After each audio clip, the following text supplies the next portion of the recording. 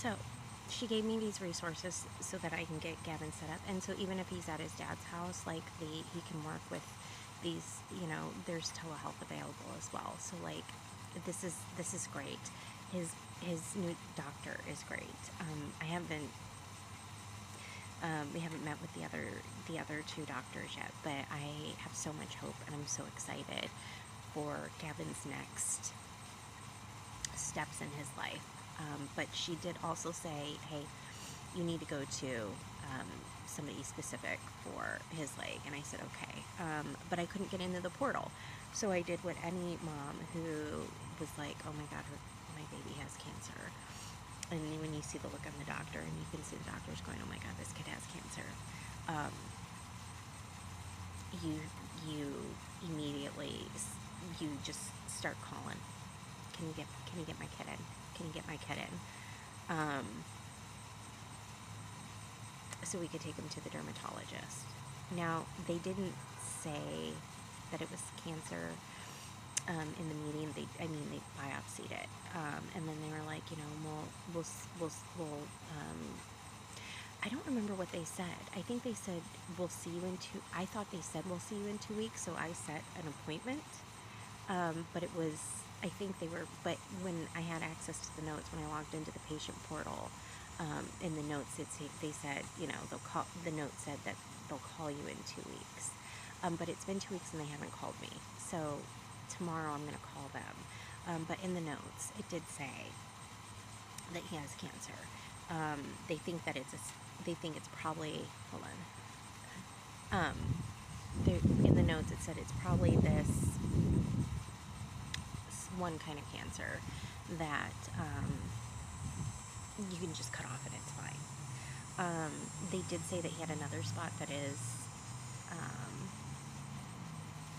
isn't a concern yet, but sounds like it is going to potentially be a concern. But they're also, like I said, they're doing the biopsy. So here we are to present day. He has cancer, it's in his blood, it's in his bones. It doesn't necessarily mean like he has this really horrible form of cancer. It could just be like this really, it can just be like skin cancer that just gets lopped off when it starts to become problematic. And then, and that is what it is, because that does tend to be genetic. And my sister, she's like a freaking cockroach. She gets cancer, she gets it lopped off, and she carries on until she gets a lesion again, and then it gets lopped off. You know what I mean? Or is it a more serious form? I don't know yet.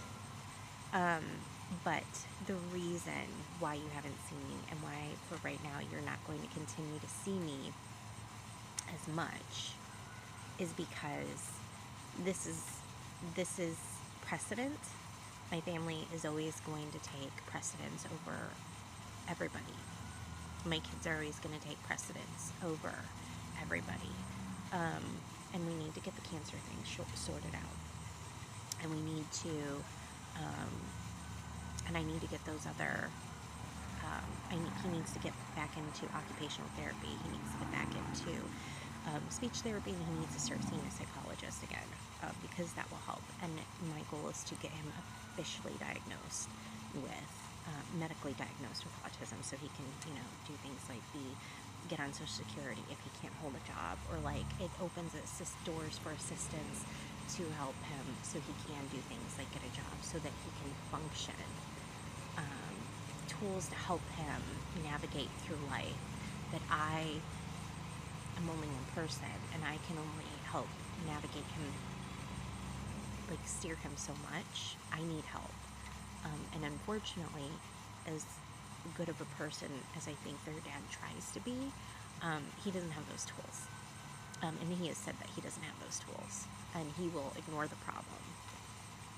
He will if I tell him we have a doctor's appointment this day, and I need you to show up. Will he show up? Absolutely. If I give him my doctor's bill, will he pay for it? Absolutely. If even if like I'm like, hey, I just bought Kevin new clothes. I just bought him like shorts and shirts and stuff like that. But he was texting me. He was like, Kevin wasn't gonna stay this long. Does he need anything? You know what I mean? So, like, he can be attentive in certain ways, but there's just certain ways that he's not.